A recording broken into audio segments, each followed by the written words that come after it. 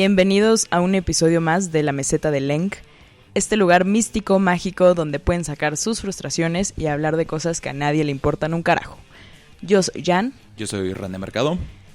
Y disfruten este episodio. Filosofía, videojuegos, cine y cosas darks. Aquí, en La Meseta de Lenk. Todo lo que querías escuchar, como no lo querías escuchar. Pues bienvenidos a La Meseta de Lenk a todos. ¿Cómo están este viernes 24 de mayo? Que ya es todo se está volviendo una tradición, esto de los viernes. Ya tenemos a ciertos fans que nos esperan y que nos están hablando media hora antes, un día antes, y preguntándonos si hay programa, no hay programa, qué está pasando. Entonces, pues muchas gracias a absolutamente todos por estar aquí con nosotros. Les mandamos un gran y caluroso saludo. Y pues tenemos un programa especial, ¿no? Sí. Sí, igual a mí, bueno, publicamos en redes sociales el miércoles la información de este podcast y ya hoy pues no lo pusimos, ¿verdad? Sí, no, como que dimos un poquito por hecho que ya todos estaban al pendiente y pues solamente les mandamos el link. Y bueno, para la gente que nos vaya a escuchar en el podcast, eventualmente pues no necesitan saber que el miércoles posteamos, más bien siéntense a disfrutar de este bonito programa. Sí. Gracias a todos los que nos estén escuchando, saludos a todos, ya saben que estoy aquí al pendiente de sus comentarios en la plataforma de Spreaker, también en Facebook, Instagram, WhatsApp, si tienen nuestro WhatsApp, en cualquier lado nos pueden escribir y aquí estaremos al pendiente de sus comentarios. También les recordamos que nos pueden también hablar y esperaríamos mucho que nos dieran un like, un compartir, un favorito para nuestras redes sociales que son... En todas las redes sociales estamos como @mesetadelenk y pues seguimos en la pelea con Facebook para que cambie el nombre de la página porque sigue apareciendo como Elemental Radio, pero si ponen en Facebook @lamesetadelenk les va a aparecer. Pues sí, un problema con Facebook que llevamos casi 2-3 semanas intentando arreglar, no funciona, Facebook nos odia, además pues es toda una mafia, ¿no? El capitalismo y el modernismo nos están alcanzando y no podemos hacer nada al respecto. Que hablando de no poder hacer nada al respecto, como spoiler de lo que se va a venir. Así es. Pues hoy tenemos en nuestro programa especial, como pudieron ver, nos vamos a adentrar en el terror cósmico con su mayor exponente, que fue Lovecraft, un escritor que ahorita les platicaremos un poquito más. Y pues vámonos.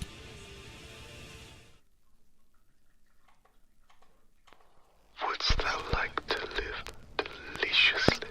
Yes. Lo vivimos, lo respiramos, lo conversamos. Terror desde la meseta.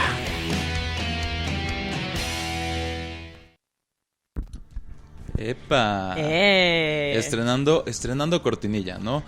Ya tuvimos un pequeño dilema en nuestro episodio anterior, porque justo cuando estábamos haciendo las cortinillas dijimos como, no, estaría cabrón como que fuera videojuegos, música, cine, y obviamente no podía faltar esto que acaban de ir, que es una pequeña cortinilla de terror, ¿no? De que hablamos de terror. Y el episodio pasado tuvimos como un dilema de que no sentimos que fuera tan adecuado, tan dark, no sé, como que lo hicimos demasiado, no sé, ¿cómo lo dirías? Pues menos enfocado a un tema, tal vez. Sí, tal vez como que fue ahí una cosa extraña. Que bueno, hoy decidimos no empezar de nuevo, pero sí hacer las cosas bien ya desde el principio.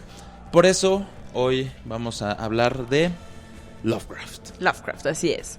Pues para quienes no sepan quién fue Lovecraft, su nombre completo, bueno, no sé si sea de mayor importancia decirlo, porque todos lo conocen como H.P. Lovecraft, pero bueno, se llama Howard Philip Lovecraft y él es de Rhode Island, o sea, ahí por Nueva York. Claro. Que creo que además fue una cosa muy inteligente que hizo, porque alguien que se llame Howard Philip como que no no es tan terrorífico como nos gustaría, ¿no? Como Howard Phillips se oye como extraño, como nombre de nerd estadounidense. Aunque sí fue nerd. Sin duda alguna, ya hablaremos de eso, pero tiene un poder las iniciales, ¿no? HP, o sea, no es marca de computadoras, pero sí te saca un susto, ¿no? HP Lovecraft. Entonces, pues este hombre, siguiendo un poco con lo que hizo, todos lo conocemos, o bueno, se conoce mayormente por ser escritor, pero también es sabido que fue poeta y evidentemente fue todo un erudito. Así es. Yo de chiquita creía que HP era de Harry Potter. O sea, Harry Potter Lovecraft. ¿Tiene sentido? Sí, magia negra, no, sí. Sí, pues más o menos, ¿no? Me causa todo el sentido del mundo. Pero bueno, este autor fue de los autores más influyentes del siglo XX. Más o menos inició su carrera de escritor en 1936, bueno, por los 30. Sí. Y algo muy especial de Lovecraft es que él creó todo un género, toda una mitología, entonces es como el padre del terror cósmico, que igual ya les estaremos platicando más adelante, junto con Edgar Allan Poe y Kafka. Es de los escritores de terror reconocidos, aunque, o sea, sí destaca por haber hecho todo un género nuevo. Y lo único malo es que no era muy conocido en su tiempo. O sea, fue hasta que la cultura popular empezó a retomarlo y ya empezó a ser más famoso.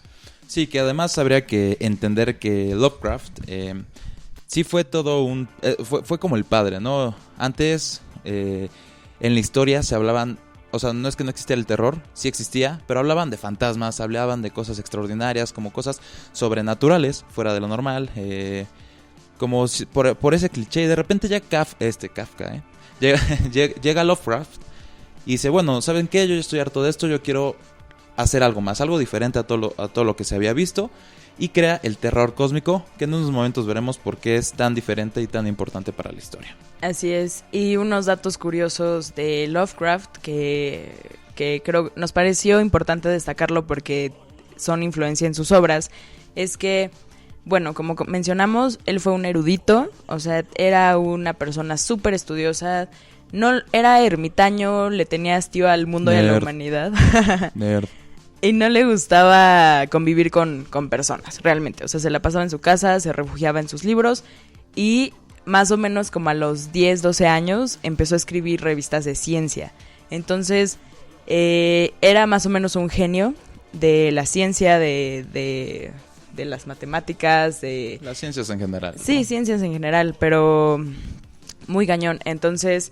después de escribir todas estas revistas, ya fue cuando dijo, me gusta escribir, me gusta mucho la ciencia, me gusta el terror. Entonces, pues creo que debo hacer algo con eso. Y pues sí, o sea, creo que esta xenofobia y hastío al mundo es importante para todo lo que... Para entender, ¿no? Para entender a los personajes de sus libros, tal vez. Sí, como por qué los personajes son así. O sea, el tipo... Les digo, era xenofóbico, era un tipo muy pesimista, un poco de la historia tiene que ver con que él vivió con su mamá y su papá creo que los abandonó, una cosa por el estilo, y él siempre estuvo como aislado, como el chico rarillo de ahí, que pues la historia nos ha dicho que si es el chico rarillo eso se va a convertir en algo más, ¿no? Y pues ese fue Lovecraft, soñador, solitario y extremadamente imaginativo de chico. Cosa interesante, Lovecraft empezó relativamente joven a escribir.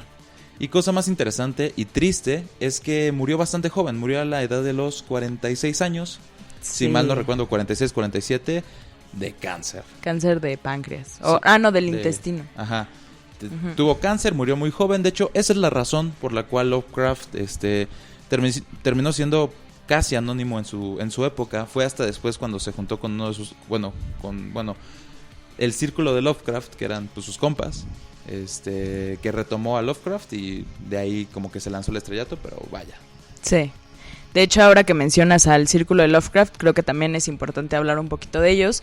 hubo un momento en el que Lovecraft se empezó a comunicar por cartas con fans, o sea, realmente estas personas eran fans y les decían, bueno, le decían a Lovecraft, me encantan tus libros, me encantan tus monstruos, quiero enseñarte algo que escribí, que a lo mejor tiene algo que ver con lo tuyo y pues lo puedes usar, ¿no? O así, entonces empezaron a hacer todo este círculo de escritura y etcétera, y estos fans se volvieron en sus discípulos, que después se nombrarían el Círculo de Lovecraft, y tienen un peso muy importante porque fueron quienes no solo llevaron al estrellato la obra de Lovecraft, sino que la complementaron, ¿no? Ajá, exacto. Que es algo que no es tan conocido.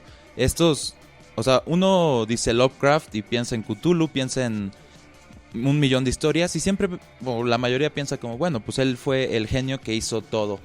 No fue tanto así. Él evidentemente es el autor principal de casi todas las obras, casi todos los monstruos, etcétera. Pero toda esta gente de la cual estábamos hablando, todos sus discípulos y como el Círculo de Lovecraft, también ayudaron a crear el universo. Digamos que Lovecraft tenía, no sé, 200 historias, pero entre los discípulos o los amigos ya se creaban las 300 historias, ¿no? Entonces era como un círculo bastante chido, bastante... ¿Cómo se podría decir? Como yo te ayudo, tú me ayudas, hacemos una cosa impresionante. En donde pues, las ideas rebotaban. No sé, alguien creaba un monstruo y luego Lovecraft como que lo agarraba y lo utilizaba para otra cosa. Y se terminaba siendo un universo muy chido, que es el que pues hoy en día conocemos. Así es. Pues tenemos nuestros primeros comentarios de nuestros fans. Oh sí. Alex Ugarte, quien estuvo en nuestro episodio pasado. Saludos. Nos pone, la versión de Sanem me parece más épica, qué rolón. Sí, la canción de apertura de este programa fue The Call of Cthulhu de Metallica, que pues obviamente hace referencia a la llamada de Cthulhu, una de las obras de Lovecraft. También nos dice, el terror antes era basado en la deformación de lo humano, tanto físico como ideológico. Lo innovador de Lovecraft fue ir más allá de lo humano. Básicamente, sí. También Idalmi nos dice, bienvenidos Meseta de Leng, adoro su cortinilla, felicidades. Muchas gracias. Gracias, que ha sido más popular nuestra cortinilla que el programa mismo, ¿no? Pero lo agradecemos mucho. Lo hicimos con mucho amor y muchas ganas, entonces, pues gracias. Sí, también Samantha Peralta nos comenta, me gustó mucho esa nueva forma de iniciar. Muchas gracias. Sí, creo que nuestras cortinillas son un éxito. Perfecto, haremos más para ustedes. Cortinillas para todo. Sí, ahora hablaremos de el pan. El pan. Perfecto. Pero pues bueno, siguiendo un poquito con lo que decíamos de Lovecraft, que es como nuestro tema principal, creo que no terminamos de decir cuáles eran los discípulos. Digo, dato curioso por si los quieren googlear, checar sus relatos o su forma de escribir. O su historia simplemente. Había gente como Ambrose Bierce, Robert William Chambers, Auguste Derlet. Este último es conocido por el ser quien continuó el legado de Lovecraft. Sí, él fue quien obtuvo los derechos de los mitos de Lovecraft, que igual ya les hablaremos un poquito después. Y él fue básicamente quien hizo... Lo hizo famoso y un tremendo pelmazo, que después les diremos porque es un tremendo pelmazo, pero sí. Esos fueron como los discípulos más emblemáticos, más icónicos de Lovecraft y pues el círculo, ¿no? El círculo Lovecraftiano. Así es. Pues hablando un poco ahora de sus obras más importantes, como ya mencionamos, él creó su propia mitología, así como los griegos hicieron su mitología y actualmente muchas de las cosas que hacen en el cine, en los libros, etcétera, son basadas en esas obras. Lovecraft hizo su propia mitología y es referenciado impresionantemente en el terror. O sea,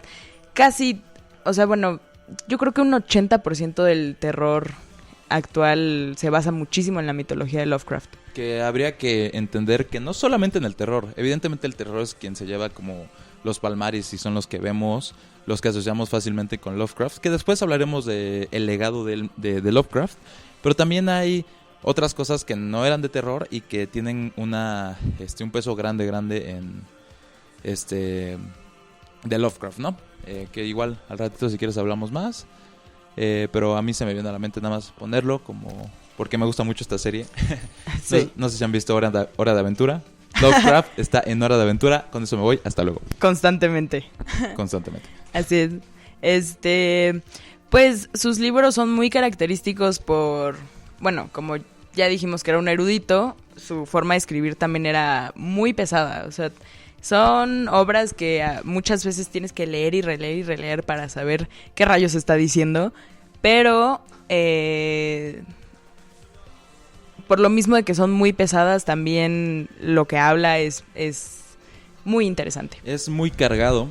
Tiene un estilo pues barroco, llamémoslo así, o sea, extremadamente cargado. Algo que es súper interesante y que si ustedes han leído algo de él podrán constatar. Que por cierto, si ustedes tienen algún relato o algo que les guste mucho de Lovecraft, igual nos los pueden poner aquí, o por qué les gusta, o qué les parece, o si alguna vez o nunca lo han leído, ¿no?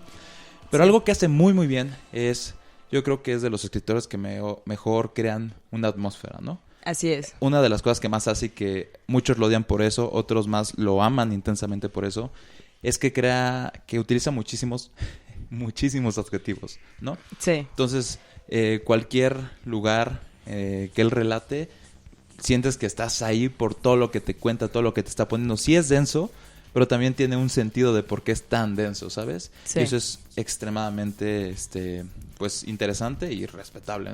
Además, con esto que dices de los adjetivos, muchas veces usaba adjetivos especiales, hasta inventados, digamos. Que si ya habías leído una obra anterior, pues agarra eso, no sé, como este universo era más yoxodiano, o no sé. Entonces ya dices como, bueno, pues ya Claro. sé más o menos cómo es este nuevo universo, ¿no?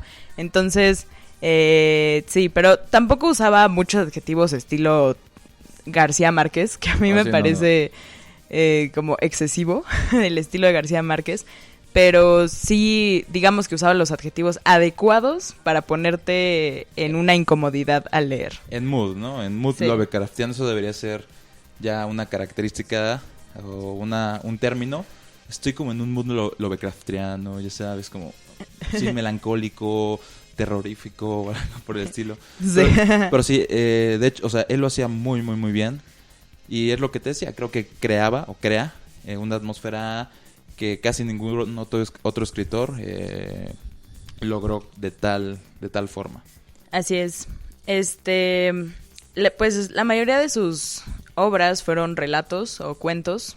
Sí. Solo tuvo como 1 o 2 novelas, entre ellas La llamada de Cthulhu, pero casi todos son cosas cortas. Que habría que decir que es subjetivo la cuestión de corto, porque algo interesante es que podemos encontrar relatos chiquititos de 15, 20 páginas tal vez, y relatos que sí son cortos, pero que te estás teniendo que leer 100 páginas y 100 páginas grandotas, ¿no? Entonces, sí es subjetivo, pero una de las características sin duda es la cuestión de los relatos.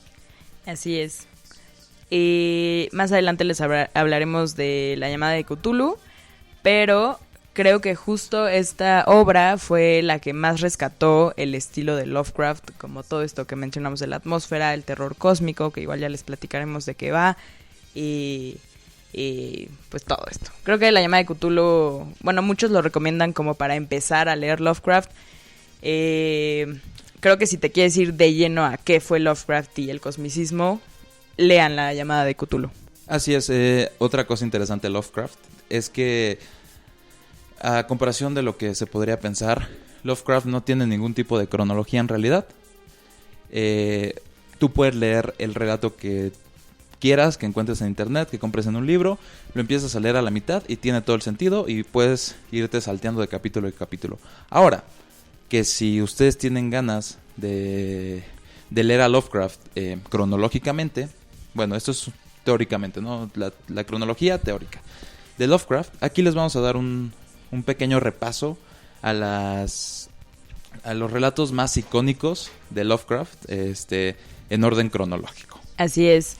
Y bueno, para complementar un poquito todo lo que decíamos de sus obras, por qué se caracterizan, etcétera, también creo que es importante mencionar que la mayoría de sus personajes son científicos o son matemáticos, ingenieros. Estudiosos. Sí, son estudiosos igual. Son de la universidad, ¿no? Casi todos. De la Universidad de Miskatonic. Mishkanshkinshki. Miskatonic. Sí, es interesante. De hecho, esta universidad digo, por si no lo han leído, es una universidad que aparece muy frecuentemente, y cuando digo muy frecuente es demasiado frecuente en sus obras, la Universidad de Miskatonic, perdón, y pues es como este guiño a que los protagonistas siempre tienen que ser como tipos eruditos, profesores, investigadores, etcétera. Sí, exacto. Pues digamos que cronológicamente y un poco también conforme fueron saliendo las obras, este es el orden. Les vamos a decir más o menos de qué van las obras para que vean las obras importantes que seleccionamos aquí.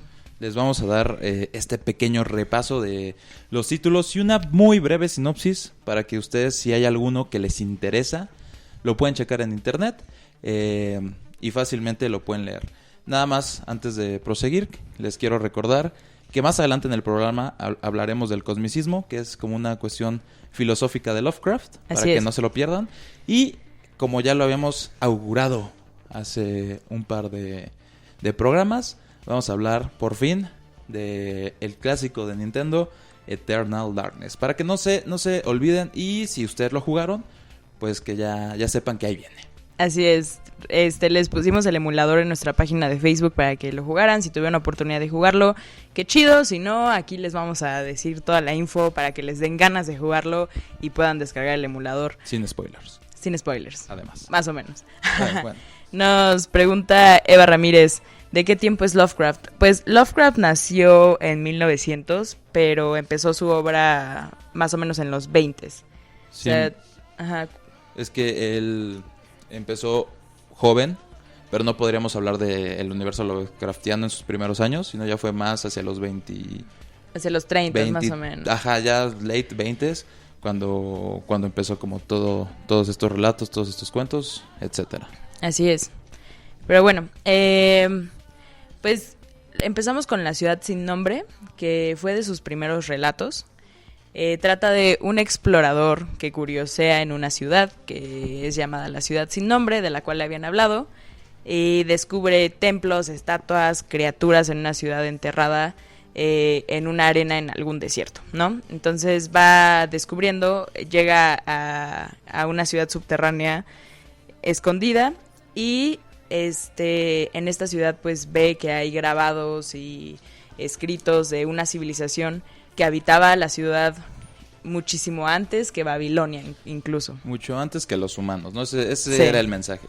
Aquí antes había una ciudad, había seres que habitaron antes que nosotros. Al final lo dejamos abierto para que ustedes lo puedan leer, pero algo que es interesante, que después retomaremos, es esta necesidad del hombre por curiosear, sí. como dice la sinopsis, esta necesidad de saber más, y que lo lleva a un final fatídico, tal vez. Así es. Sí, nada acaba bien en Lovecraft, por cierto.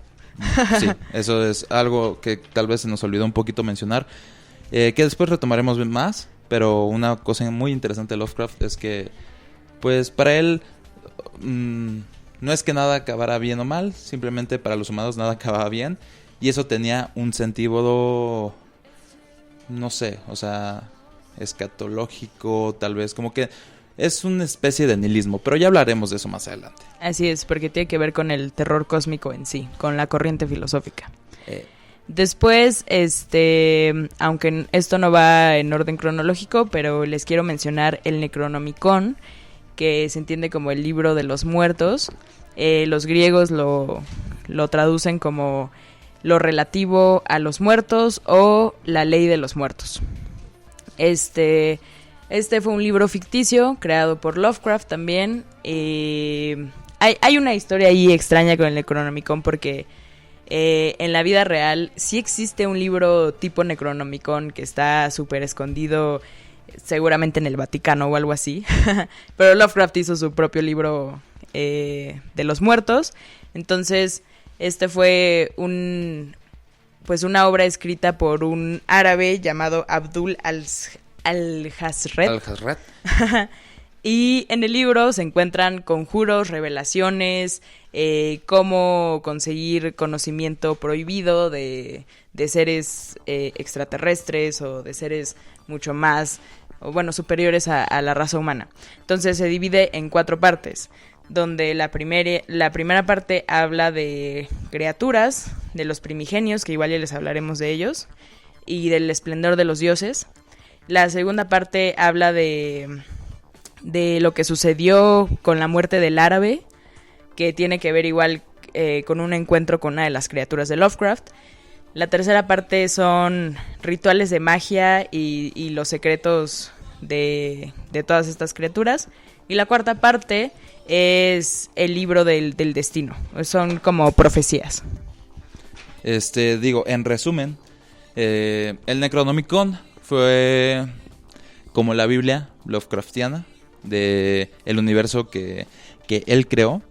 Y que bueno, para entenderlo, no existe el libro así como, si me voy a comprar el Necronomicon acá al Gandhi de la esquina, ¿no? Es un libro creado, es un libro ficcional completamente, que simplemente funcionaba como para darle sentido a todo lo que Lovecraft inventaba, ¿no? Como Lovecraft decía, ¿sabes qué? Estaría bien cabrón, estaría bien chido que hubiera así un monstruo con tentáculos, sí, no, pero en la cabeza, que mida 100 metros y que hable con puras Fs. Sí, chingue su madre, así. Y cuando él lo creaba decía, bueno, ¿cómo le voy a dar sentido? Sí. Pues se suponía que una disculpita porque acá la Nosfera, nuestra perrita, está haciendo desastres, ¿no? Así como que no le gusta que hablemos de rituales. De rituales porque pues como que algo le pasa, ¿no? Ay, una disculpa, igual la Nosfera acá está haciendo de las suyas. Pero bueno, a lo que me quería referir con todo esto era que el tipo inventaba sus historias, inventaba sus monstruos y el libro los justificaba. Era así como, en este libro dicen que hay un monstruo llamado Cthulhu y que mide 100 metros y tiene tentáculos en la cabeza, ¿no? Entonces para eso servía el Necronomicon, se utilizaba mucho, es recurrente en las obras de Lovecraft y es bueno que lo sepamos, pero ya más adelante hablaremos más específico de él. Así es, muchas veces en las obras de Lovecraft no se describían tal cual las criaturas, o sea, era una parte muy mágica del cosmicismo que nunca sabías realmente a qué te estabas enfrentando, o sea, tu personaje no sabía exactamente, sabía que era algo monstruoso, abismal, malévolo tal vez para la raza humana, pero nunca decían como, mira, es alguien con tentáculos y alas y 1000 ojos y etcétera. Entonces, en el Necronomicon se pueden ver, en el Necronomicon y en los mitos de Cthulhu ya podemos encontrar más descripción de todos estos monstruos, pero a lo largo de las obras de Cthulhu pues realmente no hay gran descripción. Por eso también le da más sentido a su universo. Sin duda. Pues eso, simplemente es entender el Necronomicon, saber por qué existe y pues ya, eventualmente les hablaremos un poquito más de él y de cómo se une con sus obras y por qué funciona tan bien, ¿no? Pero bueno, nos salimos un poquito del tema porque estamos hablando de los relatos, ¿no? Cronológicamente. Y el que sigue en la cronología, le recordamos rápidamente, hablamos de La ciudad sin nombre, y viene el ceremonial, ¿no? Que la sinopsis es muy breve, es un hombre va a casa de un familiar donde se encuentra con libros antiguos. Entre ellos está el Necronomicon. Y pues simplemente es como este hombre lee el libro y pues comienzan a pasar cosas muy malas. Sí, se empieza como a perder la conciencia, la cordura. Cordura, esa era la palabra, una disculpita. Empieza a perder como la cordura y empieza a tener como sueños, empieza a alucinar con respecto a este libro, ¿no? Y ahí se lo dejamos para que ustedes descubran el final. Así es. Tenemos comentarios. Alex Ugarte dice saludos a Nosfera. Gracias. Nos pregunta Eduardo, ¿en México hay Gandhis en cada esquina? ¿En México hay monstruos? Sí, casi hay Gandhis en cada esquina. Bueno, lo que sí es más fácil, es más sencillo encontrar un monstruo que una Gandhi, ¿no? En México. Así es. Hablando metafóricamente, o no, pero bueno, ya ahí tenemos ciertos monstruos mexicanos, ¿no? También nos dice, me gusta Lovecraft, pero como que siento más terror con Stephen King. Es un comentario interesante, porque en el legado ya veremos qué onda con Stephen King. Bueno, se entiende, ¿no? Porque, bueno, para su tiempo Lovecraft creo que fue un terror muy intelectual, digamos, y pues no sé, muchas veces el terror se adapta a lo que se está viviendo en ese tiempo. Entonces, claro, no es una cuestión contextual, pero muy interesante que lo menciones. Es sabido que ya hablaremos después más detallado, pero Lovecraft fue una gran referencia para Stephen King, ¿no? Y ahí tienen como su historia, una pequeña historia juntos de amor terrorífico. Así es. Pero ya hablaremos de eso más tarde. Bueno, la siguiente obra en la cronología es La llamada de Cthulhu, que tiene que ver con, bueno, más bien toda la acción empieza desde la muerte de un profesor de la Universidad de Miskatonic, la universidad que les habíamos dicho, y bueno, empiezan a investigar y hay una secta que empieza a hablar de Cthulhu, ¿no? Encuentran un cuaderno de un oficial de un barco, quien descubre la ciudad prohibida, donde habita Cthulhu, dormido. Se supone que él sigue ahí dormido en la ciudad de Riley. Y bueno, o sea, Cthulhu es la criatura más famosa y popular de Lovecraft. Es el famoso gigante de cabeza de pulpo con alas de dragón.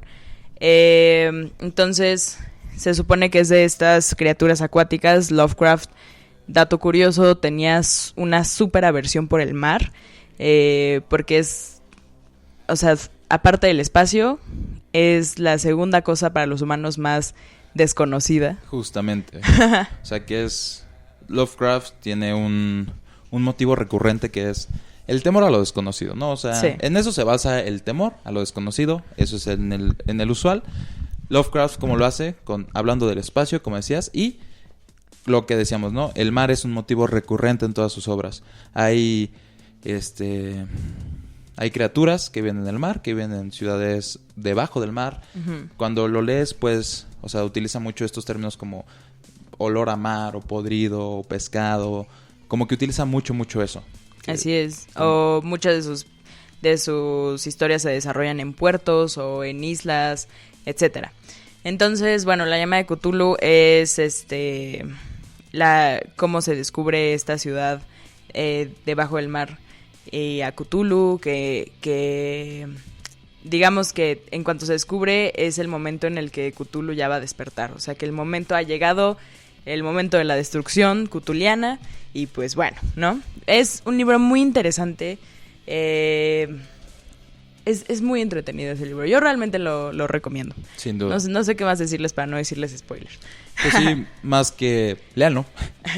Creo que eso es importante. Léanlo, la verdad. Como le dijimos, es... O sea, un buen libro para empezar. Como ven, no está tan lejos en la cronología. Y si quieren entender cómo meterse de lleno a Lovecraft, La llamada de Cthulhu es la opción. Nos comenta Eduardo, dice, ahorita me llamo Ponqueto Mamalón. Ok, te llamaremos así. Y dice, Stephen King es terror más actual y psicológico.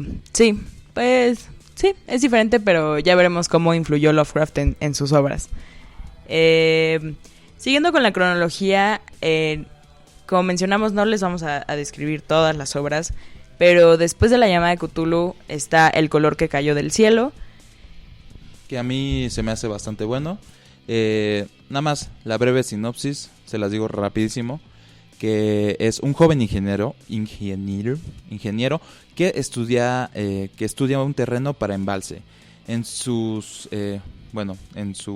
expediciones, es que está mal escrito, pero en sus expediciones se encuentra un areal maldito, un páramo donde la vegetación no crece, donde años atrás había caído un meteorito. Un ser o color abandona la roca. Las plantas... siento medio raro explicarlo así. Es la historia de un ingeniero que va a checar un campo que está totalmente en ruinas. En algún punto se dice que fue como un lugar lleno de vegetación, pero que la vegetación, después de que cayó el meteorito, y cayó en un pozo, en el pozo de una familia ahí en la granja. La vegetación era impresionante, estaba cabrona, salían vegetales de todos lados. El problema es que eran incomibles porque casi instantáneamente se pudrían, ¿no? Entonces él investiga y se da cuenta que en el pozo habita un monstruo, ¿no? En el meteorito que cayó habita un monstruo. Y ya, sinopsis rápida. Así es, que el monstruo se describe como un color. Por eso es el color que cayó del cielo. Pero bueno, igual léanla, es un relato corto. Y algo que quería mencionarles de La llamada de Cthulhu, regresando un poco, es que a pesar de que es la obra más popular, no es su obra más larga. No, para nada. Sí, entonces si les interesa pueden echársela muy rápido, encontrarla en internet o en algún libro, y es muy rápido. Sí, que de hecho Cthulhu está como... O sea, es un excelente monstruo, es un excelente relato, pero para Lovecraft, Cthulhu era uno más, ¿no? Era así como del montón, casi. Así es. En realidad no es el monstruo más terrorífico, no es para nada el más poderoso. No, sobre todo porque se la pasa dormido. Sí, además, o sea, es como yo, ¿no? Como tenemos un gran poder, Cthulhu y yo, pero como dormimos todo el día, pues no se ve. Básicamente eso es Cthulhu. Y bueno, es interesante porque es el más popular sin duda alguna, pero pues a Lovecraft no le parecía como el mejor o la deidad más grande o la criatura más poderosa en realidad. Tenemos un comentario de Adriana, que estuvo con nosotros el programa pasado. Un saludo y gracias por estarnos escuchando. Saludo. Nos dice: como fun fact, Jan todo el tiempo hablaba de Cthulhu en el CCH y lo dibujaba en su cuaderno cuando le daba hueva a una clase. Por supuesto, ¿no? Eso creo que ya estaba dicho de por medio. No nos causa ningún tipo de sorpresa. No he visto ninguno de esos dibujos, paradójicamente, pero me lo creo perfectamente. Además, creo que algo interesante, que igual podríamos retomar al rato, es que todos los monstruos no tienen como una forma física. O sea, nunca es... Ya lo habías dicho hace un ratito, como... Pues sí, sabemos que que hay un monstruo, que hay una criatura, pero solamente podemos... O sea, Lovecraft nos hace ver cosas muy específicas, ¿no? ¿Cómo se dice? Glance. Como un glance. Ajá. Como un destello de la criatura, nada más. Vaya. Y algo que tiene Cthulhu, digo, tienen un par de criaturas más por ahí, pero yo creo que lo más interesante, entre paréntesis, de Cthulhu es que como se volvió el más famoso, es el que más fácil podemos asociar, ¿no? O sea, hay otro monstruo que es el más poderoso, que es Azathoth. Uh-huh. Y tú le preguntas a alguien como, ¿y cómo es Azathoth? Y es como, tiene ojos y es una masa o algo así. Y entonces no podemos darle como una figura real. Pero cuando le dices, oye, ¿y sabes quién es Cthulhu? Te dicen, sí, pero por supuesto, mide como 100 metros, tiene 2 ojos, tentáculos y unas alas. Y pues ese es Cthulhu, sí, ya sé, de hecho lo tengo pintado en mi baño. Que nada más como dato curioso, el póster que Jan hizo muy creativamente e impresionantemente es... Obra y arte original de yo.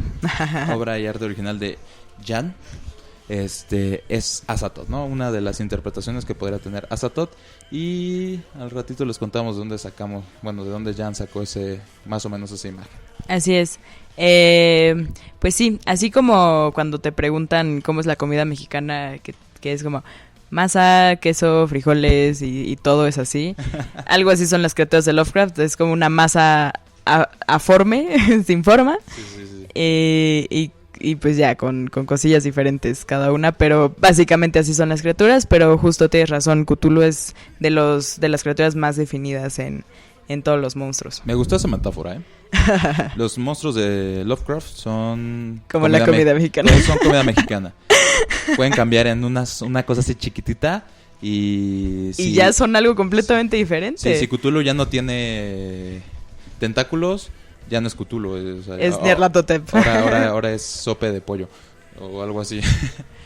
O ya no es quesadilla porque no tiene queso. Básicamente son los monstruos de Cthulhu. Interesante metáfora. Yo me quedo con eso más que nada. Nos comenta el Ponqueto Mamalón que Cthulhu es como Garfield. Sí. Sí. Pues sí, le gusta la destrucción, duerme todo el día. Estoy seguro que a Cthulhu le gusta la lasaña. Sí. Estas metáforas que tenemos de los monstruos me están gustando mucho. Creo que son todas extremadamente acertadas. Así es. La siguiente obra, después de La llamada de Cthulhu, bueno, después más bien del color que cayó del cielo, es el caso de Charles Dexter Ward. Esta obra igual es de las importantes porque mete a una nueva criatura al universo. Entonces, esta obra va más o menos de un científico, un estudioso, Por igual, supuesto. que se volvió loco. Entonces, o sea, digamos que la acción en toda la historia empieza cuando él escapa del manicomio y uno de quienes lo tenían como a su cuidado empieza a investigar cómo fue que él llegó a este estado mental, porque pues era muy estudioso, era alguien muy cuerdo, digamos, y pues bueno, entonces mientras va descubriendo todo esto, se descubre que Charles Dexter Ward era descendiente de Joseph Curwen, quien realizaba ritos alquimistas con propósitos nigrománticos, o sea, era un practicante obscuro.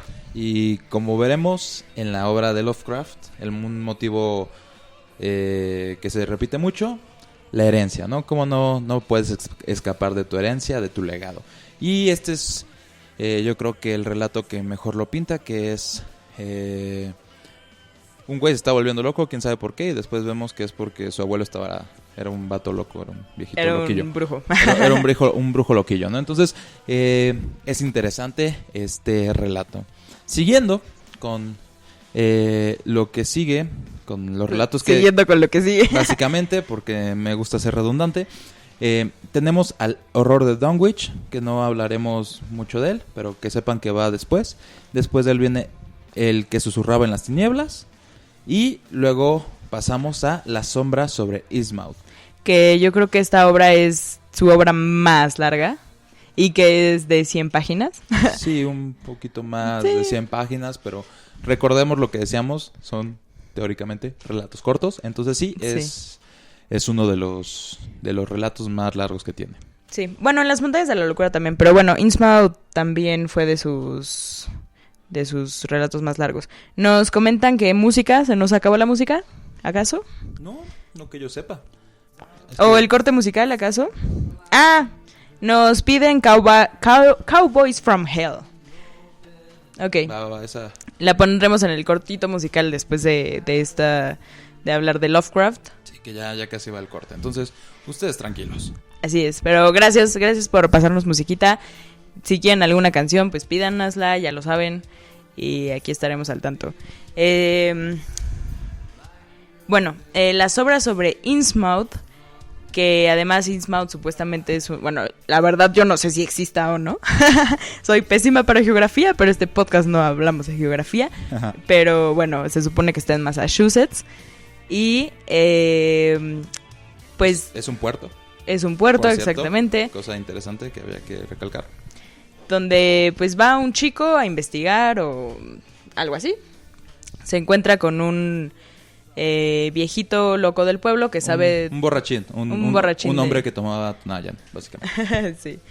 El borrachín del pueblo que se sabe toda la historia de Innsmouth, porque Innsmouth se caracteriza por tener personas o criaturas muy extrañas, ¿no? Sí. Entonces, ya que le cuenta la historia, se supone que los primigenios del mar, que son como una categoría ahí de criaturas de Lovecraft, hicieron un trato con quien estaba en ese tiempo al cargo del puerto Ujú. para poder procrear con los humanos de Innsmouth. Entonces, en Innsmouth hay criaturas mitad humanos y mitad peces, y pues este chico se va enfrentando ahí a los horrores con las criaturas y descubriendo más sobre la historia de Innsmouth. Sí, se supone que el hombre que hizo el trato con las criaturas, los primigenios, estas criaturas como extrañas del mar, era Zadok Allen. Él los lleva al puerto, donde empiezan a procrear en una orgía o algo extraño de criaturas con humanos, una cosa rarísima, extravagante. Y primero nuestro protagonista no lo cree, pero de repente oye como ruidos en la noche, decide largarse de ahí y se da cuenta de que las criaturas son reales, ¿no? Y bueno, ya el final, que es un final interesante, se los Sí. dejamos ahí para que ustedes lo puedan leer. Así es. Bueno, lo que sigue en la cronología es En las montañas de la locura. Esta fue igual de las obras más importantes de Lovecraft y es de las más referenciadas en la cultura popular actual. Entonces, En las montañas de la locura trata de una expedición de investigadores o científicos de la Universidad de Miskatonic, la universidad que ya les habíamos dicho. Por supuesto. Por cierto, esta universidad está en Arkham, la ciudad Arkham. Para los que no saben, no estamos hablando de Batman, estamos hablando de la ciudad creada por Lovecraft, ¿no? Así es. Bueno, entonces van a esta expedición a la Antártida y se dividen en grupos, ¿no? Porque encuentran ahí varias cosillas interesantes, pero pues empiezan a desaparecer sus compañeros de grupo, empiezan a pasar cosas extrañas, se encuentran ahí por ahí unos cadáveres y etcétera. Hasta pingüinos encuentran también. Pingüinos. Hasta llegar a una megápolis que igual tiene grabados, escritos y todo de la historia de los antiguos. Los antiguos, en el universo de Lovecraft, fue una raza, una civilización antes de los primigenios y son estos que se entiende que fueron muchísimo antes que toda la humanidad. Los que llegaron aquí a poblar la Tierra antes de los humanos, antes de todo lo que conocemos, esos son los antiguos. Después de los antiguos llegan los primigenios. Así es. Entonces, bueno, encuentran la historia de los antiguos y ya, tragedias suceden, tragedias. Pero es muy buena, es muy Excelente. divertido. Después en la cronología tenemos Los sueños en la casa de la bruja, que no hablaremos más de él, pero eso continúa. Es un relato muy corto y muy interesante igual, porque Lovecraft no usaba muchos personajes femeninos en sus obras, entonces... De hecho, hasta era un poquito... misógino. Un poquillo, ¿no? Decía que las mujeres eran como el mal, ¿no? Pero bueno, ese es básicamente el mensaje de Lovecraft. Saludos desde los 1900. Exacto.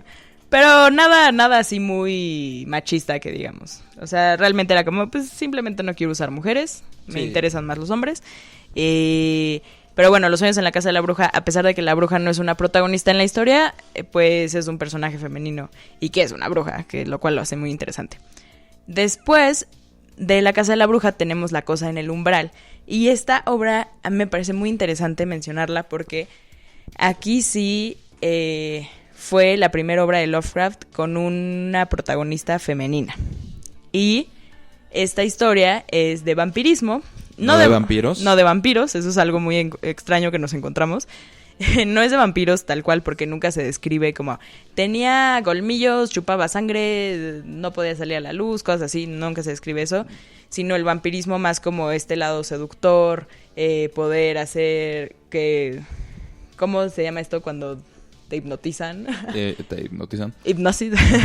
Sí, entonces bueno, el esposo de esta chica vampiresa es víctima de ella y se va volviendo loco. Entonces, eso es más o menos La cosa en el umbral y pues fue la primera obra de Lovecraft donde una mujer fue protagonista, pero creo que es la única donde hay una mujer, realmente. Sí.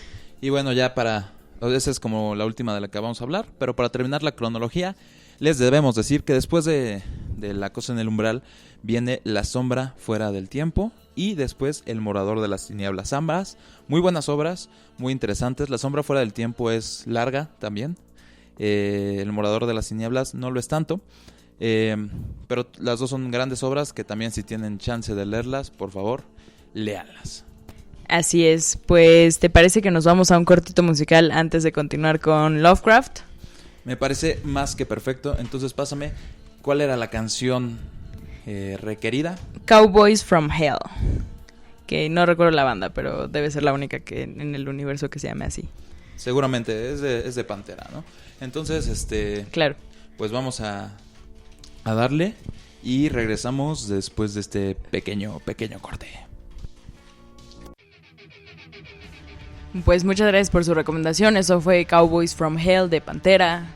Excelente canción, excelente banda. Excelente rola y que va en el mood, lo cual siempre es muy bueno, ¿no? Muchas gracias por sus recomendaciones como siempre. Y bueno, pues ya para terminar con Lovecraft y con sus obras, habrá que mencionar los mitos de Cthulhu. ¿Necesariamente? Sí, esta fue una obra que, o bueno, como pequeños relatos, que en parte los inició Lovecraft antes de morir y lo terminaron sus discípulos. Bueno, lo terminó el círculo de Lovecraft. Este chico, ay, ¿cómo se llamaba? August Derleth fue quien consiguió los derechos para terminar los mitos de Cthulhu. La verdad, lo hizo muy mal. Sí, nada más yo creo que es momento de echarle tierra al buen Derleth. Sí. Algo que era especial de Lovecraft, lo cual funcionaba muy bien y por lo que todos lo amábamos, era que Lovecraft era un tipo que le valió un comino el bien o el mal. Estas criaturas, como lo hemos visto o lo veremos, se lo decimos ya, son criaturas que no tienen un mal. O sea, sí son, tal vez, tienen mal o no, pero nunca buscan hacer el mal, esa es la cuestión. Sí. Y tampoco el bien, o sea, simplemente es su naturaleza, básicamente. Son criaturas que su naturaleza es destruir, que su naturaleza es la muerte, y nunca se habla del bien y del mal. Sí. ¿Qué es lo que hace Derleth? Lo que hace Derleth, que es lo que nos jode un poquito, lo que nos hace sentirnos muy enojados con él, es que el tipo, porque recordemos, que no lo habíamos dicho creo, Lovecraft era ateo, completamente ateo. Sí. Y Derleth era católico, entonces cuando le pasan como la batuta a Derleth, él dice, o sea, sí está muy chido lo de tus monstruos y que están acá todos tenebrosos y así súper cabrones, pero algo le falta, como que le falta sal. Entonces, ¿cuál es la sal de todo buen católico? Que el bien triunfe sobre el mal.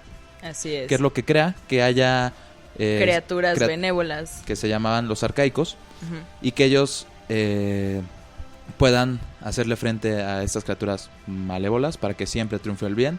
Eso lo hace terriblemente, no porque lo escribiera mal o algo así, simplemente porque pues ese no era el universo que nosotros amábamos. Y pues esto es parte de lo que existe en los mitos de Cthulhu, ¿no? Así es. A pesar de que destruye un poco toda la mitología de Lovecraft, son importantes los mitos de Cthulhu porque aquí, como le mencionábamos, describen muy bien a las criaturas. Sin duda alguna. Sino la característica principal que tenían todas estas obras se basan en la idea central de que hubo criaturas superiores poblando la tierra con conocimientos que el humano no puede alcanzar, ¿no? Hablan acerca de cómo había criaturas antes de nosotros, criaturas extremadamente poderosas y que los humanos jamás podrán llegar a su nivel. Otra de las características principales es que en todas estas obras las personas tienden a volverse locas, ¿no? Eso es como la pérdida de cordura, cómo se vuelven locas con solo ver a las criaturas, ni siquiera tienen que tocarlos, simplemente verlos o ver ciertos elementos mágicos hace que las personas pues se vuelvan loquitas, ¿no? Así es, pues esto es característico no solo de los mitos de Cthulhu, sino de todas las obras de Lovecraft. Y pues bueno, lo que ya habíamos mencionado, que es un escritor que se aparta mucho de la temática convencional del terror, que en ese tiempo pues estaba en auge el terror gótico, y él, o sea, bueno, todo esto de fantasmas, la muerte, etcétera, y él pues se va aún más allá. Se va, o sea, como elemento clave es la ciencia ficción, ¿no? Eso creo que no habíamos dicho esa palabra, pero esa es la palabra clave en Lovecraft, es ciencia ficción.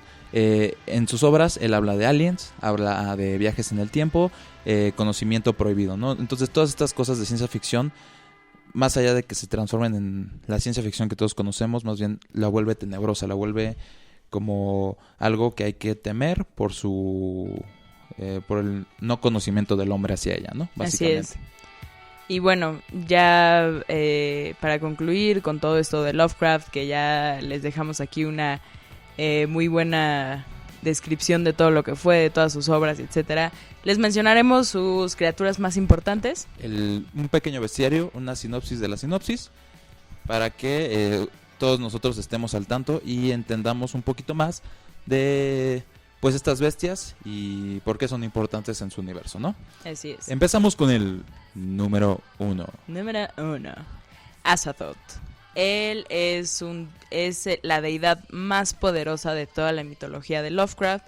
Aunque era una bestia con cero inteligencia, siempre auguraba muerte y destrucción. Entonces Azathoth es el más poderoso, es como el padre de todas las bestias. Sí, de él sale todo, ¿no? Es el inicio y el final. Así es.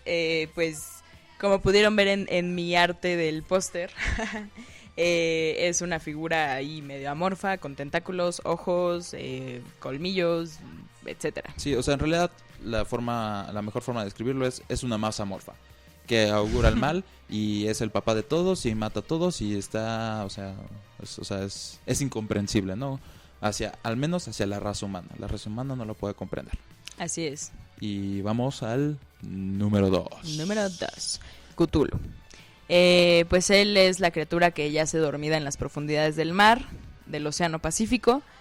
Y él es un dios primigenio, como mencionamos, se dividen en varias grupos de razas. Primero estuvieron los antiguos, después los primigenios destruyen a los antiguos y después de los primigenios, pues bueno, ya están los arcaicos, que son los que inventó Terlet. Sí, horrible, pero bueno. Sí.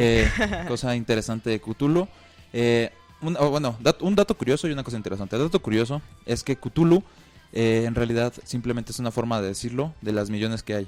O sea, hay gente que le dice Cthulhu, Cthulhu, Xulu, Chulu, Rulum, Kulu. O sea, y lo que decía Lovecraft es, para la lengua humana es imposible pronunciar su nombre. Este es un nombre extraterrestre que no podemos y nunca va a ser posible. O sea que nuestra entender. Fisiología no puede pronunciarlo. Básicamente. Y la cosa interesante de Cthulhu es que es creído que Cthulhu es la fuente de la ansiedad constante de la humanidad. ¿Y por qué decían esto? Porque Cthulhu es capaz de contactar en los sueños a los hombres y afectarlos a nivel subconsciente, ¿no? Entonces era como una representación de por qué los hombres tienen ansiosos, por qué los hombres están ansiosos de veras. Por Cthulhu. Por Cthulhu, ¿no? Entonces eso es muy importante porque es una de las deidades que afecta más puntualmente a los hombres. Así es. Y nos vamos para el número 3. Yog-Sothoth. Y bueno, no, mejor eso lo decimos en el legado porque lo amo. Sí. Pero ok. Yog-Sothoth es el dios de todo el conocimiento, es el guardián de la puerta a todo el conocimiento y es de los más importantes en los mitos, porque él es quien seduce a los hombres que están interesados en la magia o a estos profesores eruditos, etcétera, para ofrecerles poderes oscuros y prohibidos. O sea, básicamente Yog-Sothoth es un dios, es el dios de todo el conocimiento. Sí. Todo lo sabido, él lo sabe. Y la cosa más interesante que tiene Yog-Sothoth es que las personas, los intelectuales que buscan ir más allá de ellos mismos, saber más, van con este dios y por consecuencia se vuelven locos, ¿no? O sea, es como, ok, tú pequeño hormiga insignificante que quieres saber todo en el universo, te lo voy a dar, pero vas a ver cómo no puedes con eso. Y eso es como una constante de Cthulhu. Así es. Y esta parte de la cordura que mencionas es muy importante para todo el universo de Lovecraft y para el tema que vamos a tratar después. Sin duda. Bueno, como han visto, al parecer los hombres nos volveríamos locos si supiéramos todo en el universo. Básicamente. Y para concluir, bueno, vamos al siguiente, que es el número 5. Nyarlathotep. Yo nunca puedo pronunciar eso, por cierto. El Nyarlathotep es un dios que este dios sí se piensa como malo porque es el principal mensajero de los dioses, o sea, de Yog-Sothoth, de Azathoth, de todos ellos entre los humanos. Entonces se entiende que es la mano derecha de Azathoth, pero sus intenciones siempre fueron malas. O sea, más que quiero destruir todo así, bye, él era como, mejor quiero torturar, quiero disfrutar el sufrimiento, o sea, y etcétera. De la cosa que tiene Nyarlathotep es el puente entre los dioses y los humanos. Ahora, la diferencia entre los otros dioses, por ejemplo, Azathoth, es que Azathoth destruía por naturaleza, mientras que Nyarlathotep lo que tenía era que disfrutaba con esa destrucción y utilizaba Exacto. muchas veces a Azathoth como una herramienta, ¿no? Sí. O sea, él al final, digamos que era como el cerebro maestro. Y es muy interesante verlo. Además, yo creo personalmente que este es el ser, digamos, malvado por excelencia, porque es el más parecido a los humanos. Él tiene un avatar humano, él habla con los humanos, él interactúa con los humanos, entonces yo creo que esa era como la representación, ¿no? Como los humanos son malos, son los malvados en realidad. Sí. Y bueno, ya último mencionar a Hastur, que Hastur ya fue creado por el Círculo de Cthulhu, que los mitos de Cthulhu se basan mucho en la historia de Hastur, que se entiende que es el medio hermano de Cthulhu, pero pues ya este monstruo ya no fue de Lovecraft. Y hay muchísimos más monstruos en el universo de Lovecraft, pero bueno, ahí les mencionamos los más importantes. Sin duda alguna, nos quedamos con estos pequeños monstruos, con estos pequeños relatos. Para terminar con Lovecraft, saber que pues fue un genio. Y pues un poquito les dimos como la embarrada, ¿no? De lo que es, de lo que hizo, de sus bestias. Y sin duda, como recomendación, pues léanlo, ¿no? Es importante, más que lo disfruten, lo van a disfrutar mucho, pero creo que es muy importante porque ya veremos que de Lovecraft salen 1,000,000 de cosas. Exacto. Y bueno, pues uno de los legados más importantes de Lovecraft en lo académico fue el cosmicismo, el terror cósmico, que fue el género que creó Lovecraft al hacer todo este universo. Bueno, que nada más recalcar, el género fue el terror cósmico y el cosmicismo, más que el género, fue una corriente, ¿no? Una corriente filosófica, Así obviamente. es. Sí, digamos que sus obras se engloban en el terror cósmico como género, pero de ahí salió el cosmicismo, que es esta corriente filosófica. Que de la cual hablaremos nada más un ratito. Y primero, antes de ponernos como a platicar un poquito de él, vamos a darles más los términos crudos de lo que es el cosmicismo, ¿no? Lo leo tal como lo anotamos, que dice: el cosmicismo es el nombre que hace referencia a la escala a la que operan esas fuerzas, ¿no? Hablando de las fuerzas superiores. Los humanos somos particularmente insignificantes. Descubrir de que nosotros los humanos no tenemos ningún poder absoluto para realizar algún cambio en el vasto, indiferente e incomprensible universo que nos rodea. Y hablar que de estas fuerzas no es que sean malévolas, sino que son indiferentes hacia la humanidad. En fin, podríamos hablar más de términos, pero resumiendo un poquito y poniéndolo como en palabras más tranquilas, el cosmicismo es un tipo de nihilismo, no es lo mismo, pero ¿qué es lo que decía o lo que nos intentaba decir Lovecraft con este cosmicismo? Que era simplemente entender que nosotros como humanos no tenemos ningún tipo de poder en el universo, que nosotros nos podríamos creer más grande que el universo, pero a la mera hora nos damos cuenta que no somos nada, básicamente. Así es, justo una característica de muchos ensayos barrocos es que comenzó este amor por el yo, ¿no? Este egotismo en la literatura, que los humanos somos maravillosos, somos superiores a todo lo que hay en el mundo, no en el universo, sino en nuestro mundo, ¿no? Bueno, tenemos una conciencia y que somos como los más chingones, ¿no? Entonces, no tiene mucho que ver con lo de Lovecraft, pero esto del cosmicismo se entiende como, bueno, los humanos tienen esta idolatría que es completamente insignificante porque hay cosas más allá de nosotros que no podemos hacer nada contra eso, que ni siquiera sí. podemos entender, ¿ya sabes? Sí. O sea, creo que eso era la parte interesante, o es la parte más interesante del cosmicismo, decir justo lo que decías, ¿no? Como vivimos en un momento en donde nosotros los humanos creemos ser los dueños y maestros del universo, que podemos controlar absolutamente todo, que no hay ninguna criatura en este planeta, al menos, que no podamos controlar. Hace un par de programas hablamos del transhumanismo, sí. De cómo podríamos, o cómo el humano le encantaría convertirse en Dios, en una deidad. Y esta cuestión muy humana, muy egocéntrica, de decir, nosotros somos los más chingones en todo. Aquí es cuando llega el cosmicismo y cuando tiene como una importancia o una relevancia en la historia, que es que Lovecraft llega y dice, o sea, sí somos muy cabrones, sí tenemos, o sea, sí hay investigadores, sí hay gente muy preparada, hay estudiosos, o sea, tenemos conocimiento, tenemos poder, pero somos insignificantes, ¿no? Entonces, es como dicen que que los humanos pues no, o sea, no tenemos ningún poder cuando lo vemos a gran escala. Y eso creo que es de lo que más habla en sus obras, como los humanos, los más estudiosos, los profesores de la universidad, pues terminan siendo Locos. terminan siendo nada, intentan rebasar lo humano posible. Por ejemplo, lo que hablamos de que los humanos quieren tener todo el conocimiento y cuando lo tienen se vuelven locos porque no pueden con eso. Sí. Como los humanos intentaban o intentan tener el poder absoluto y llegaba un monstruo que ni siquiera quería matarlo, así como que iba de paso y destruye todo.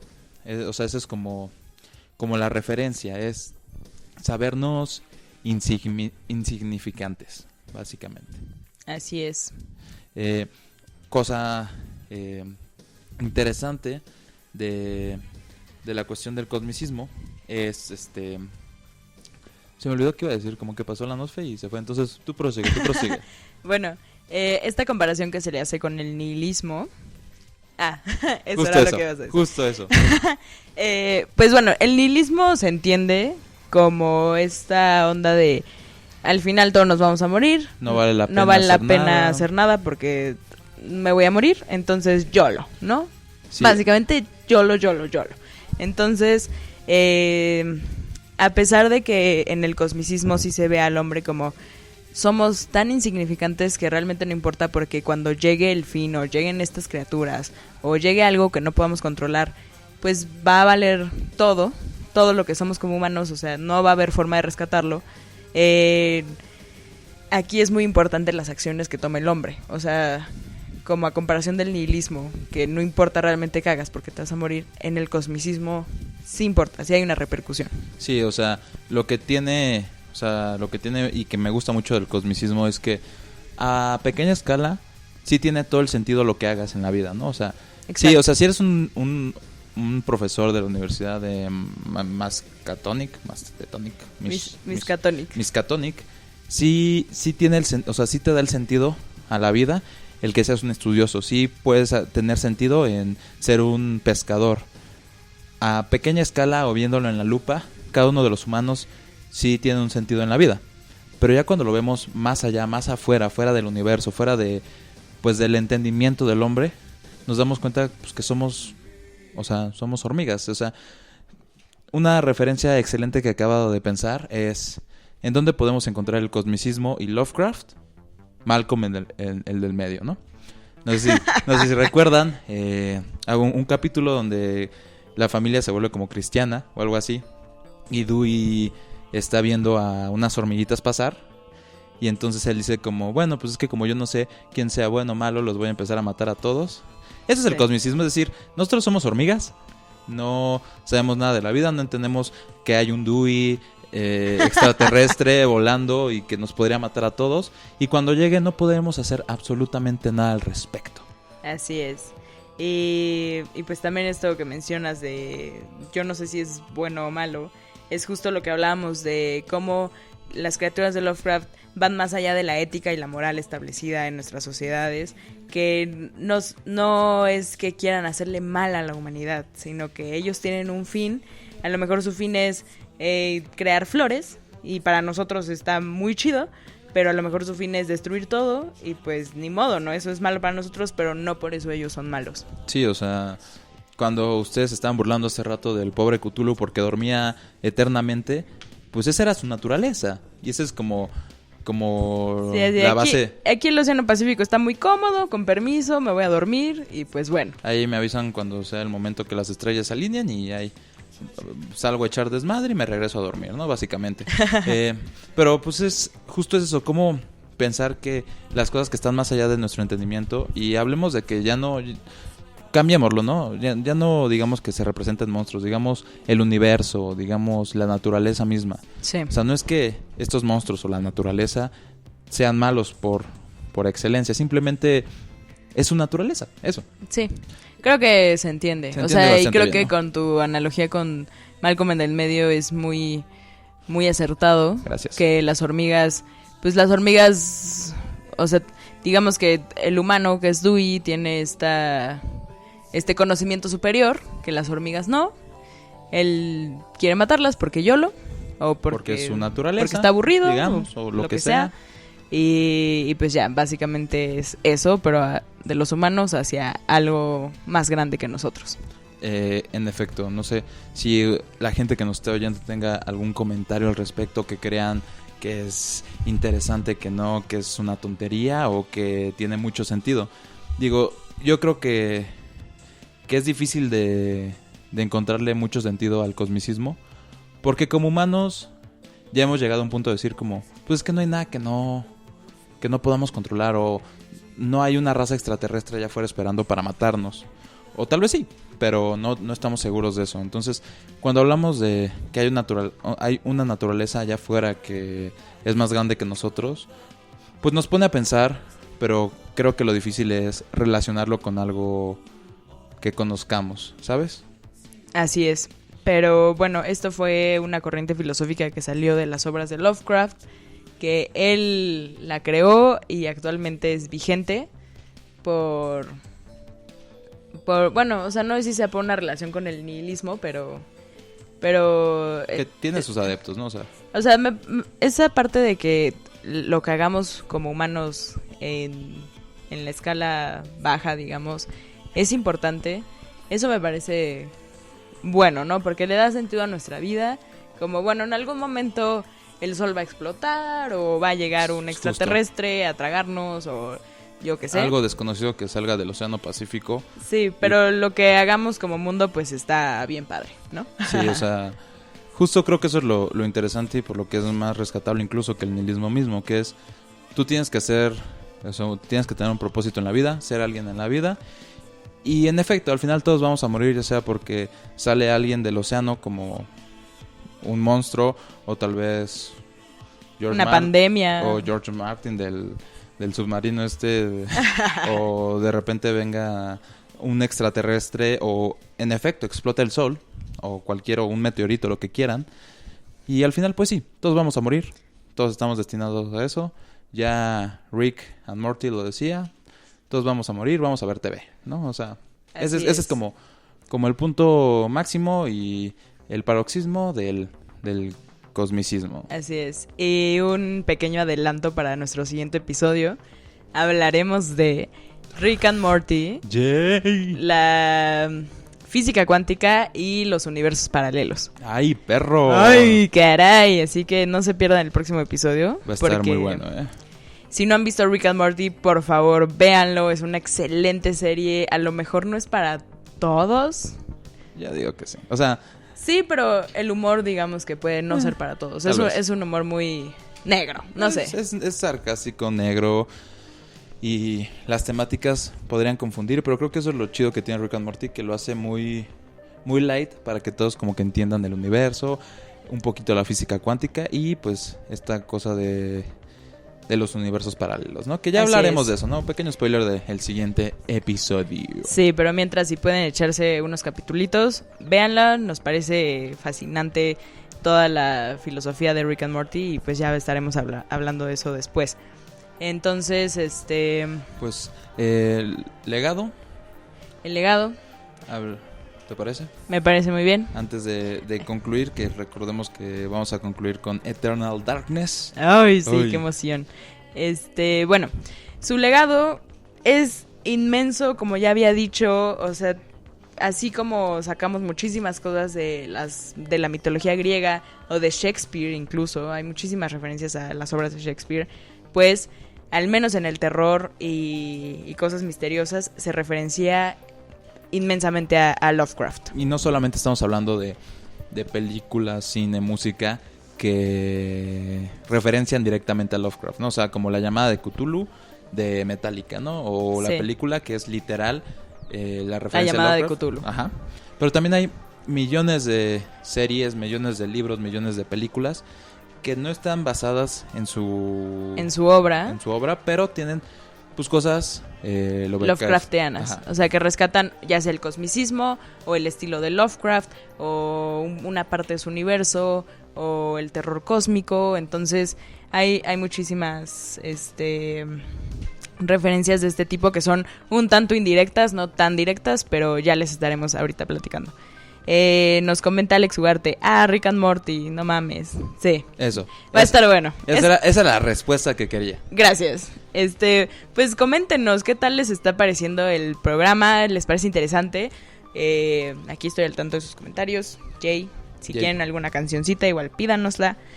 Pero bueno, en series, pues muy puntual. Vamos a hablar cosas muy muy puntuales, un par de ejemplos que se nos hizo interesante nombrar, que creemos que maneja bien pues la referencia, que maneja bien a Lovecraft. Y hablaremos de series, películas, libros, música y videojuegos. Entonces, sí. Empecemos con series. En True Detective, que la verdad yo no la he visto, pero la temporada 1 está muy basada en las obras de Lovecraft. En sus, o sea, como su aspecto, ¿no? En sus personajes, digamos. Vaya. Porque está este detective que va a investigar un asesinato. Y pues bueno, toda la atmósfera es muy Lovecraftiana. Sin duda alguna, podemos encontrar incluso pues monstruos. Así es. Muy parecidos a los de Lovecraft. Y bueno, lo utilizan bien como mood, ¿no? A Lovecraft, en True Detective. Ahora sí. Perdón. Muy buena serie, nada. Sí. Ahora sí, por favor, coméntanos de Adventure Time. Sí. Para los que no sepan, seguramente nadie lo sabe. No es que sea un gusto culposo, lo digo con mucho orgullo. Adventure Time, Hora de Aventura, en castellano. Que es una caricatura de Cartoon Network. Es una caricatura, pues sí, para niños. Sí. Y que por debajo del mantel no están para niños. Es muy buena. Porque, perdón, sí, pero han salido muchísimos videos de teorías conspirativas sobre Hora de Aventura. Hay muchísimas teorías así del universo y etcétera que hay por debajo de todo el argumento de esta serie. Pero muy interesante. Digo, más allá de todo lo que se puede ver y que chance después hablamos más de Hora de Aventura, ¿qué peso tiene Lovecraft en esta serie? Para empezar, el personaje de Orgalorg, que es pues un personaje ahí en la serie, posee un diseño, yo no diría, bueno, un diseño y además una historia muy muy semejante a la de los antiguos, ¿no? De estas criaturas que existían antes y que crearon y luego fueron destituidos. Es básicamente la historia y el diseño de Orgalorg. Además de esto, tenemos varios personajes que están como develados. Y cuando se develan, podemos ver que, o sea, por ejemplo, hay un güey que es como el papá de Marceline, que es una vampiresa. Y cuando lo vemos en su forma real, o sea, yo decía como, güey, este cabrón es igualito a Cthulhu. Bueno, no a Cthulhu, pero tenía como el mismo diseño de las cuestiones Lovecraftianas. Dentro de esto, y creo que no lo dijimos tan bien, pero en los relatos de Lovecraft, cuando van a la Antártida, nos damos cuenta que los pingüinos tienen un peso importante. En serio. En las obras los tratan como pingüinos albinos, que son criaturas que vivían con los antiguos. Exactamente, y que pues tienen como hay un peso en la historia, un peso Lovecraftiano bastante denso.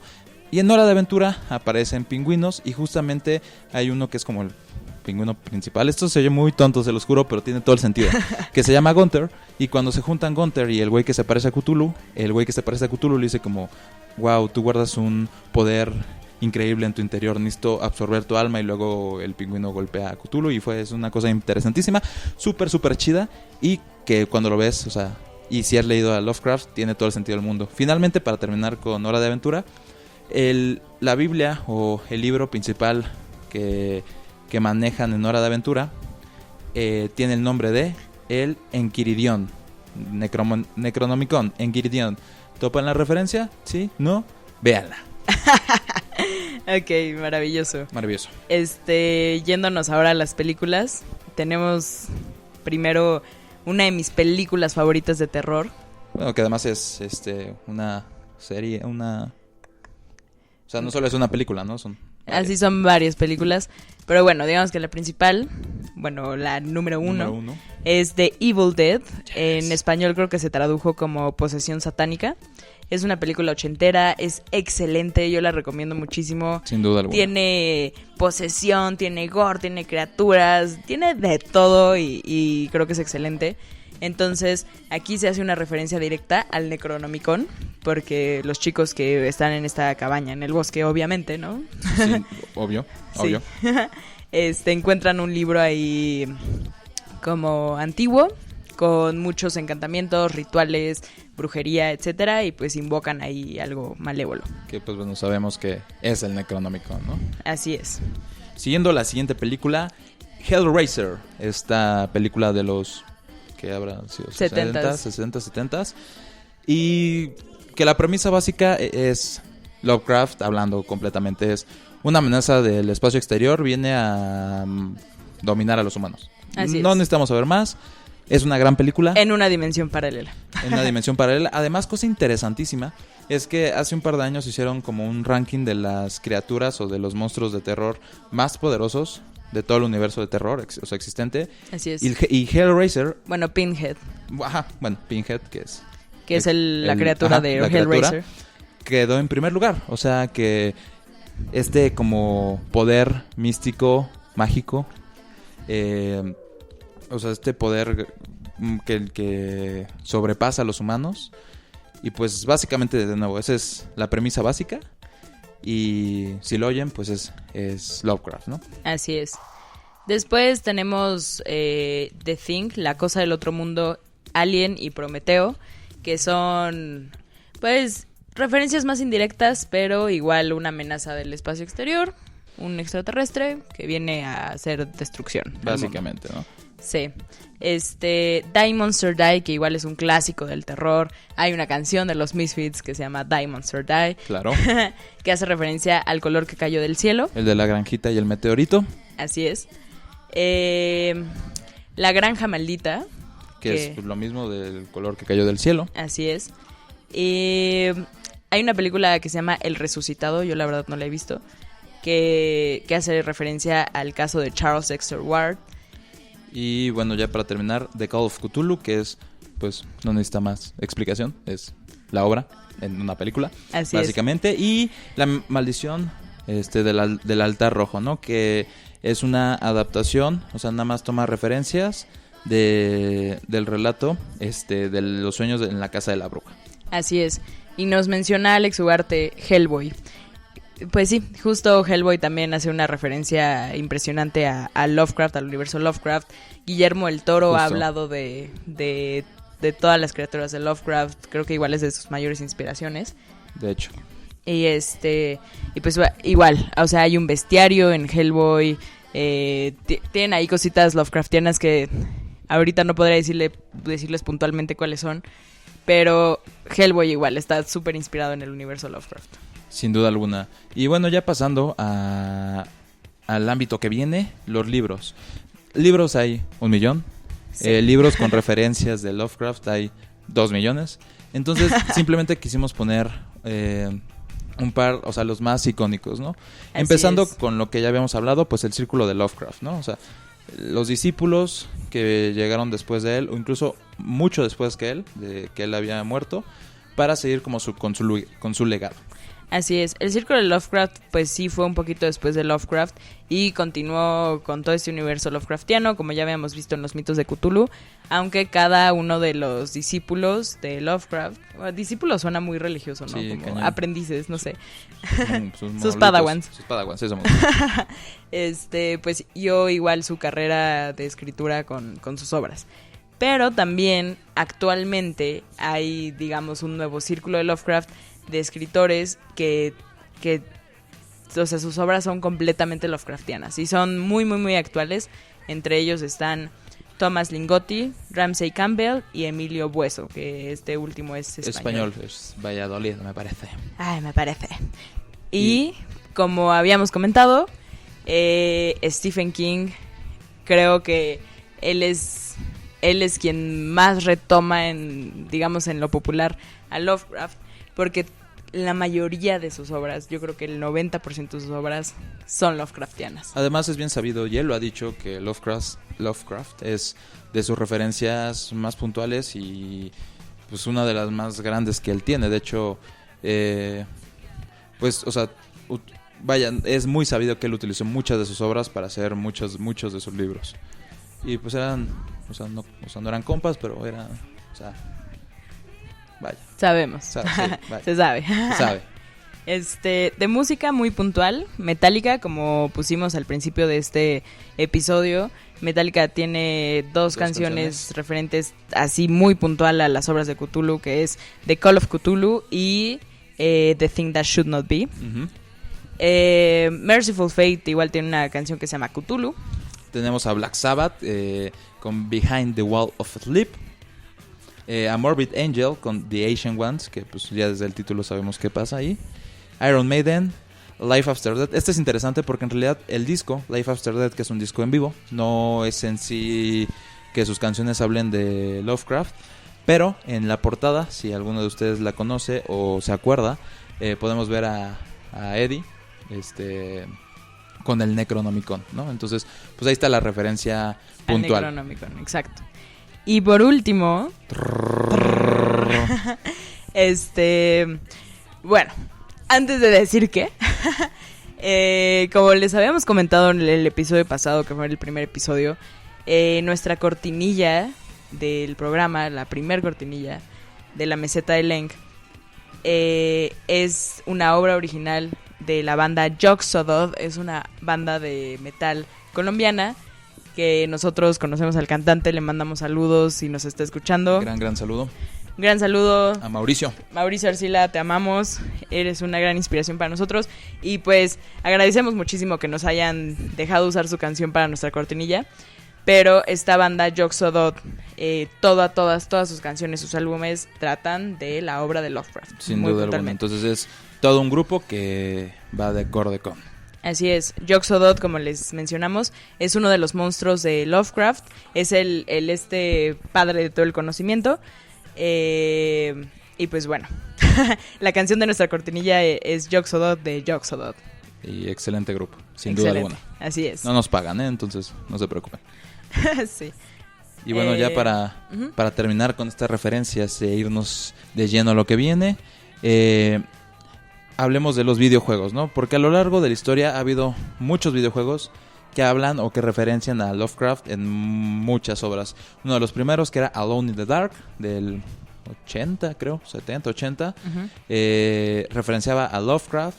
Luego salió un juego en el 2006 que se llamaba Call of Cthulhu, no me acuerdo qué, tiene como un título más largo. Y hablemos también especial de dos juegos que esperamos muy próximamente jugarlos y darles un super análisis de estos juegos. Quisimos poner estos muy puntuales porque son los más actuales, los más inmersos en el universo de Lovecraft, porque se los juro, hay miles de juegos de verdad con cosas Lovecraftianas. Pero bueno, el número uno es The Call of Cthulhu, que tal cual así se llama el videojuego. Este videojuego salió, me parece que este año o a finales del año pasado. Sí. Y nos pone en pie de un detective, por supuesto, que va a una costa, por supuesto, a investigar la muerte de una chica en una mansión. Entonces va explorando esta mansión, se va encontrando con no sé, tomos del Necronomicon, altares, se encuentra criaturas de Lovecraft. Así, es explorar básicamente toda esta mansión e irse encontrando con todo el universo de Lovecraft. Y por la historia que después les hablaremos de ella cuando lo compremos. Así es. El número 2. El número 2 se llama Sunken City. No, Sinking. Sinking City. Sinking City. Ok, como que... Se une. Así, sí, en gerundio. Vaya. Ok. Sinking City, que es un juego que va a salir... Que para PC va a salir el próximo mes, si mal no recuerdo. Pero para consolas hasta el siguiente año. 2020, para que ahí esperen el episodio número 52 de la meseta de Leng y cuando ya haya salido el juego. En fin, esta igual ha tenido, ya tiene ciertas valoraciones, ha tenido valoraciones muy buenas y no sabemos nada de la historia ni de la jugabilidad en realidad. Simplemente sabemos que igual es un detective por ahí de los años 1800. No, como 1920, los 30. 1920 y así, que va a investigar. Es lo que yo sé, ¿no? Sí, se encuentra ahí como con un universo paralelo, con una ciudad hundida. Vaya. Pues bueno, mucha referencia ahí a las obras de Lovecraft, con el mar y etcétera. Entonces, estos son los videojuegos puntuales, actuales, que les podemos decir, y ya les estaremos Y- trayendo análisis después.